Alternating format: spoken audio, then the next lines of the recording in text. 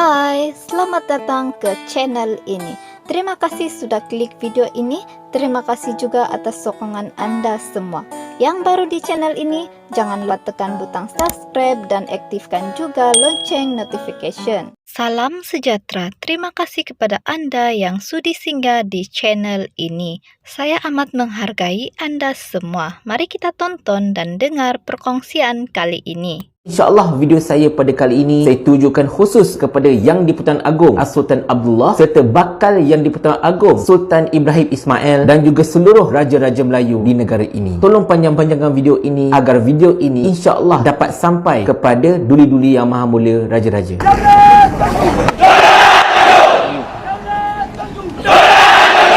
Assalamualaikum warahmatullahi. Ampun tuanku, Patik tidaklah layak untuk mengatakan Patik mewakili seluruh rakyat Malaysia, kerana Patik tahu ada segelintir daripada mereka yang tidak bersetuju dengan apa yang Patik cuba sampaikan. Tetapi Patik berani kata yang majoriti rakyat Malaysia mempunyai perasaan dan juga luahan yang sama dengan Patik. Ampun tuanku, sebelum itu Patik tidaklah hendak mempertikaikan kebijaksanaan tuanku dalam memilih Datuk Seri Anwar Ibrahim selaku Perdana Menteri Malaysia yang ke-10. Patik yakin sesungguhnya bahawa tuanku telah menjalankan kaedah pemilihan tersebut dengan seadil-adilnya serta memilih Datuk Seri Anwar berdasarkan pada hemat tuanku betapa Datuk Seri Anwar ini mempunyai sokongan majoriti ahli dewan. Ampun tuanku, tujuan Patik untuk buat video ini ialah untuk menyampaikan, untuk memanjangkan suara keluh kesah rakyat yang semakin lama semakin dihimpit kerajaan Madani ini. Tuanku, bukan lagi satu rahsia betapa negara ini, rakyat Malaysia ini masih lagi belum betul-betul pulih daripada kesan pandemik COVID-19. Masih banyak lagi perniagaan dan juga syarikat yang tidak dapat dibuka semula, tidak dapat dipulihkan. Masih lagi ramai mereka yang terpaksa berhenti kerja ketika pandemik dahulu yang belum dapat mana-mana pekerjaan ataupun tidak boleh bekerja balik semula. Mereka ini termasuklah golongan yang telah pun berusia, yang sudah tentulah tidak ada syarikat yang ingin mengambil mereka kerana faktor usia tersebut. Dan juga begitu ramai sekali antara mereka ini yang mengalami masalah kesihatan kesan daripada pandemik COVID-19 seperti masalah long COVID, masalah pernafasan dan pelbagai lagi. Golongan-golongan ini tuanku adalah golongan yang benar-benar tercicir pada ketika ini. Malah boleh dikatakan ada di antara mereka yang sihat walafiat pun tidak dapat untuk mencari mana-mana pekerjaan kerana peluang pekerjaan yang ada tidaklah sebanyak dahulu. Bahkan mereka terpaksa berebut dengan graduan-graduan baru dan perkara ini pastinya diambil kesempatan oleh para majikan yang ingin mengaut seberapa banyak keuntungan yang boleh, iaitu dengan menawarkan gaji yang sedikit ataupun minima. Alasan mereka, jikalau anda tidak mahu gaji minima ini, maka berhentilah saja. Ramai lagi yang mahu kerja anda ini. Jadi masyarakat ini, rakyat ini, mereka tidak ada pilihan tuanku, selain daripada mereka terpaksa juga bekerja dengan gaji yang sedikit itu walaupun ternyata tidak mencukupi. Bayangkan tuanku, mereka yang mungkin T20 ataupun M40 sebelum pandemik, kini mereka lebih rendah berbanding dengan B40 kerana pendapatan mereka telah menurun, tetapi komitmen mereka tetap sama tuanku. Itu belum saya cerita tentang mereka yang terpaksa menjalankan perniagaan. Sedangkan tuanku sendiri boleh nampak suasana ekonomi negara ini sangat tidak kondusif dan begitu ramai sekali mereka yang merungut bahawa perniagaan mereka tidaklah semaju mana. Nak mendapatkan seorang customer pun susah pada ketika ini tuanku. Belum saya cerita tentang kilang-kilang yang tidak lagi memberikan allowance lebih masa untuk para pekerja mereka. Mereka ditekan untuk bekerja sampai 50 jam seminggu, sampai 60 jam seminggu, bahkan ada yang lebih daripada itu. Tetapi mereka dinafikan allowance lebih masa, konon-kononnya atas alasan kekangan ekonomi. Ampun tuanku, mereka ini sangat-sangat memerlukan duit segera tuanku. Mereka ini sangat-sangat memerlukan sebuah kerajaan yang benar-benar kompeten, yang benar-benar dapat mendengar keluh kesah mereka, yang dapat memastikan mereka terus dipelihara dan juga dijamin daripada segi kemaslahatan ekonomi. Tetapi malang sekali tuanku, kerajaan Datuk Seri Anwar Ibrahim ini bukanlah kerajaan yang sebegitu. Ketika zaman Datuk Seri Najib Tun Razak, begitu banyak sekali inisiatif-inisiatif yang telah dilakukan oleh beliau yang menyenangkan rakyat seperti UTC, RTC, pemberian BRIM, pembinaan lebuh raya tanpa tol dan pelbagai lagi. Dan ketika zaman Tan Sri Muhyiddin Yassin, negara ini dilanda pandemik COVID-19 yang begitu teruk dan Tan Sri Muhyiddin Yassin telah memastikan menyaksikan kerajaan memberikan bantuan demi bantuan kepada rakyat semata-mata untuk memastikan ada makanan di atas meja masing-masing. Walaupun pada ketika itu kewangan negara berada dalam keadaan yang begitu sukar, tetapi kedua-dua Perdana Menteri ini tidak pernah merungut dalam memberikan bantuan kepada rakyat. Tetapi ketika zaman Datuk Seri Anwar Ibrahim ini, tuanku, lain yang rakyat minta, lain yang rakyat harapkan, lain yang diberi. Rakyat mengharapkan pengeluaran khas KWSP untuk membantu mereka membayar hutang piutang, untuk membantu mereka mengurangkan komitmen, untuk membantu mereka mendapatkan satu penyelesaian jangka masa pendek dan sederhana untuk mengatasi masalah kewangan mereka. Belum lagi berkenaan dengan mangsa-mangsa banjir, termasuklah dekat negeri tuanku dan juga negeri Sultan Johor yang kini memerlukan duit segera untuk memperbaiki kerosakan-kerosakan yang telah berlaku. Mereka bukan minta duit KWSP itu untuk berjoli, tuanku. Sebaliknya mereka meminta duit tersebut, duit mereka sendiri, untuk survival mereka, tuanku. Tetapi apa yang diberikan oleh kerajaan, iaitu duit KWSP mereka itu, hendaklah dicargarkan kepada bank-bank untuk mendapatkan pinjaman dengan jumlah yang setara. Sudahlah begitu, cagaran tersebut disandarkan kepada akaun dua yang rata-ratanya sudah tidak ada lagi duit, tuanku. Adakah kerajaan ini benar-benar hendak membantu rakyat, tuanku? Rakyat minta agar kerajaan menjaga rakyat, tetapi apa yang kerajaan buat? Kerajaan masih cuba hendak memotong subsidi sana, memotong subsidi sini. Yang terkini, kerajaan cuba untuk menidakkan pemotongan cukai kepada para pencarum SSPN, dan hanya selepas rakyat bising barulah kerajaan mengambil keputusan untuk meneruskan pengecualian cukai tersebut. Itu pun selama setahun saja, tuanku. Belum cerita tentang subsidi haji untuk golongan T20, para pembayar cukai terbanyak dekat negara ini yang dipotong sama sekali, tidak seperti tahun-tahun lepas, tuanku. Kita minta agar kerajaan untuk mengawal kos sara hidup, untuk membantu mengurangkan harga barangan. Tolong kacau kartel-kartel yang selama ini telah menyebabkan harga barangan dekat negara kita ini melambung tinggi tanpa kawalan. Tetapi kerajaan tak nak usik semua itu. Kerajaan hanya meminta para peniaga untuk membuat menu rahmah, memberikan tekanan yang tidak sepatutnya kepada para peniaga tersebut. Bayangkan, Menteri Kerajaan tuanku ini sendiri, iaitu Rafizi Ramli, telah menyatakan bahawa jikalau ada restoran yang enggan menurunkan harga barangan makanan mereka, boykot saja restoran tersebut. Jadi bila kerajaan memperkenalkan menu rahmah, tidak dapat tidak, restoran-restoran ini terpaksa memberikan harga rahmah kepada para pelanggan kerana takut untuk diboykot. Inikah kerajaan yang benar-benar menjaga kemaslahatan rakyat, tuanku? Ampun, tuanku, ini bukan kerajaan yang mesra rakyat, tuanku. Jikalau tuanku benar-benar ingin mengetahui tentang keadaan sebenar rakyat, tuanku janganlah bertanya kepada Perdana Menteri, tuanku janganlah bertanya kepada penasihat-penasihat tuanku, tuanku janganlah bilik media perdana, media massa, media-media utama negara ini. Kerana media-media utama, media perdana negara ini pastinya akan menyampaikan berita yang enak-enak saja kepada tuanku. Sebaliknya, jikalau tuanku ingin mengetahui dengan sebenar keadaan rakyat di bawah ini, tuanku bilik-biliklah social media, tuanku biliklah YouTube, tuanku biliklah TikTok. Di situ tuanku akan dapat tahu keadaan sebenar rakyat di bawah ini, tuanku. Ada di antara rakyat tuanku yang mengambil keputusan hendak menjual buah pinggang semata-mata untuk mendapatkan sedikit duit bagi meneruskan kelangsungan hidup. Ada di antara rakyat tuanku kini yang sedang berjalan kaki dari Skudai hinggalah ke Istana Negara semata-mata ingin berjumpa dengan tuanku agar tuanku meneliti masalah rakyat yang mahukan pengeluaran khas KWSP ini. Perkara-perkara yang saya sebut ini adalah perkara yang kita nampak. Perkara yang kita tidak nampak lebih banyak lagi, tuanku. Ramai lagi masyarakat di luar sana yang berada dalam kesempitan yang teramat sangat. Kereta mereka hendak dilelong, rumah mereka hendak disita, api air hendak dipotong, kerja tidak ada, ataupun kerja itu gajinya sangat-sangat minima. Rakyat tuanku ini bukannya malas, tuanku. Rakyat tuanku ini adalah sangat-sangat rajin, tuanku. Dan mereka hanya meminta agar kerajaan memudahkan urusan mereka. Tetapi kerajaan tidak pernah mendengar keluhan rakyat. Ampun, tuanku. Patik berharap sangat agar tuanku benar-benar melihat dengan sejelas-jelasnya tentang masalah yang dihadapi oleh rakyat negara tuanku ini. Kami bersuara bukan kerana kami menentang kerajaan. Kami bersuara bukan kerana kami memaksikan diri kami bersama-sama dengan pembangkang. Sebaliknya, percayalah, tuanku, mereka yang meluahkan perkara ini kebanyakannya tidak berparti, tuanku. Mereka yang berada di atas pagar, mereka yang tidak pernah mempedulikan tentang politik tanah air. Sebaliknya, mereka inilah yang menjadi mangsa terbesar kelemahan kerajaan pada ketika ini. Ampun, tuanku, Apa yang rakyat minta daripada tuanku cumalah satu, iaitu tuanku dengan segala kuasa yang telah diperuntukkan kepada tuanku menerusi perlembagaan, tolonglah masuk campur, tolonglah bersuara, tolonglah pertahankan rakyat. Kami bukan hendak menukar kerajaan dengan paksa. Kami bukan meminta tuanku agar menukarkan Perdana Menteri. Kami cuma harapkan tuanku untuk masuk campur, untuk memastikan bahawa kerajaan ini benar-benar membantu untuk menyelesaikan masalah rakyat, bukan menyelesaikan masalah kroni. Ampun tuanku. Patik memohon ampun dan maaf atas segala ketelanjuran kata-kata Patik, dan juga jika ada kalam Patik yang mencolok mata tuanku. Patik tidak niat untuk derhaka. Sebaliknya Patik ini hanyalah pacal yang hina, yang cuba untuk memanjangkan suara rakyat ke bawah duli. Mudah-mudahan video Patik ini dapat sampai ke tangan tuanku, dapat sampai kepada tuanku Sultan Johor, dapat sampai kepada seluruh anggota Majlis Raja-Raja, dan Patik minta sangat mewakili seluruh rakyat Malaysia yang menyetujui Patik ini agar tuanku dapat mengambil tindakan yang sewajarnya sesuai dengan kesetiaan kami kepada raja dan negara. Ampun tuanku, beri berbuat ampun. Sembah Patik, Patik harap dia ampun. Assalamualaikum warahmatullahi wabarakatuh.